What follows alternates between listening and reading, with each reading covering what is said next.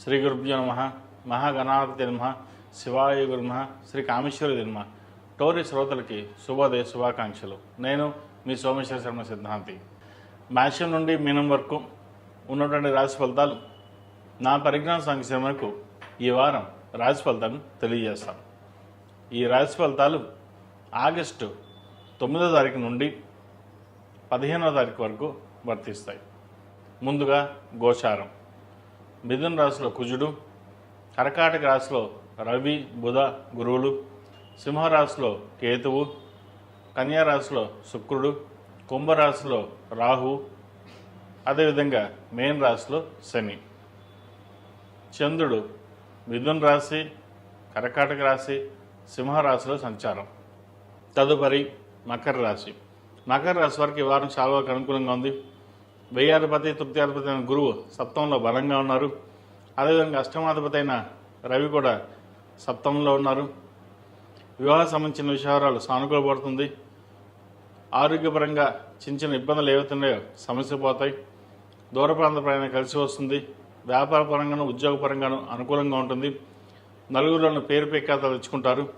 అయితే ఖర్చులు అదుపులో ఉంచుకోవాలి. అధిక ఖర్చులు ఎక్కువగా ఉంది. అధిక ఖర్చులు ఉండే అవకాశం గోచరిస్తుంది. రాబడి తక్కువ, ఖర్చులు ఎక్కువగా ఉంటుంది. ఒక స్థిరచరాస్తిని అమ్మేసి అప్పులు తెచ్చాలని యోచన చేస్తారు. ప్రస్తుతం ఉన్న పరిస్థితిలో అటువంటి నిర్ణయాలు ఏమీ తీసుకోకుండా ఉద్యోగం మీదను వ్యాపారం మీద శ్రద్ధ వహించడం చెప్పదగినది. మన అనుకునే వాళ్ళు కూడా మోసం చేసే అవకాశం గోచరిస్తుంది. ప్రతి విషయాన్ని జాగ్రత్త వహించండి. కుటుంబ సభ్యులతోటి బంధువర్గంతో విభేదాలు రాకుండా చూసుకోవాలి. మాట తీరు అదుపులో ఉంచుకోవాలి. అన్నీ మనకే తెలుసు అనే ఆలోచన ఎక్కువగా ఉంటుంది. దూర ప్రాంత ప్రయాణాల విషయంలోనూ సెల్ఫ్ డ్రైవింగ్ విషయంలోనూ కాస్త జాగ్రత్త వహించాలి. అదేవిధంగా పంచమాధిపతి దశమాధిపతి అయిన శుక్రుడు భాగ్యస్థానంలో ఉన్నారు. భాగ్యంలో నిలిచిపడి ఉన్నారు. కొన్ని అవకాశాలు చేద్దాకా వచ్చి చేజారిపోయి అనుకుంటారు. కానీ దైవానుగ్రహం వల్ల మంచి ఫలితాలే సంప్రాప్తిస్తాయి. ఎటువంటి ఇబ్బంది పడాల్సిన అవసరం లేదు. ముఖ్యంగా విద్యార్థులకు సానుకూల పరిస్థితులు గోచరిస్తుంది.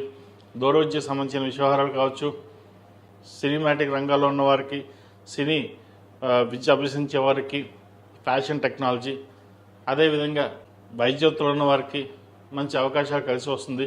రియల్ ఎస్టేట్ రంగాల్లో కూడా మంచి రియల్ ఎస్టేట్ రంగాల్లో కూడా మంచి అవకాశాలు బాగుంటాయి. ద్వితీయంలో రాహు ఉన్నారు కాబట్టి ద్వితీయంలో రాహు వీరికి అంత బలంగా లేదు. కాబట్టి ఖర్చులు అదుపులో ఉంచడం, మాట్లాడేటప్పుడు 1-2 సార్లు ఆలోచించడం చెప్పదగినది. మనసు పరిపరిగా ఉంటుంది.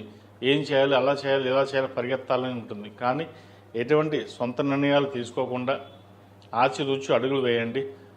అదేవిధంగా కోర్టు సంబంధించిన వ్యవహారాలు కాస్త ఇబ్బంది పెడుతుంది. నలుగురిలోనూ మాట పోయే అవకాశం గోచరిస్తుంది. వాటి విషయంలో జాగ్రత్త వహించండి. ఖర్చులు కూడా అదుపులో ఉండాలి. ఎంత అవసరమో అంత ఖర్చు పెట్టడం చెప్పదగినది. ఈ రాశిలో ఇచ్చిన స్త్రీలకు చాలా వరకు అనుకూలంగా ఉంటుంది.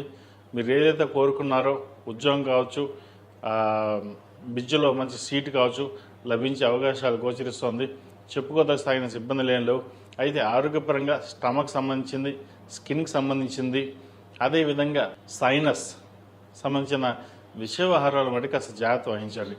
ప్రతిరోజు ప్రతినిత్యం హనుమాన్ చాలీసా పఠించడం, దక్షిణామూర్తి స్తోత్రం పఠించడం చెప్పదగిన సూచన. ఈ రాశివారు ప్రతిరోజు ప్రతినిత్యం ఓం నమో నారాయణ ఒత్తులు లక్ష్మీ తామరతులతో కలిపి దీపారాయణ చేయండి. శ్రావణమాసం ప్రారంభం కాబోతుంది కాబట్టి ప్రతిరోజు దీపారాయణ చేయడం, అదేవిధంగా అమ్మవారికి కుబేరు కుంకుమ, ఆరవేలు కుంకుమ, మొగలుపు కుంకుమతోటి చక్కగా అమ్మవారిని అష్టోత్తరంతో పూజ చేయండి. మంచి ఫలితాలు సంప్రాప్తిస్తాయి. ఈ రాశిలో జన్మించిన వారికి కలిసి వచ్చే సంఖ్య 7, కలిసి వచ్చే రంగు గ్రీన్. ఏదైనా పని మీద పడేటప్పుడు సోమవారం కానీ గురువారం అడిగిన వెళ్ళండి. మంచి ఫలితాలు సంప్రాప్తిస్తాయి. నా పరిజ్ఞాన సంఘర్ష మేరకు ఈ వారం రాశి ఫలితాలు తెలియజేశాం. సర్వే జనా సుఖినో భవంతు, లోక సంస్థ సుఖినో భవంతు. ఓం శాంతి శాంతి శాంతి.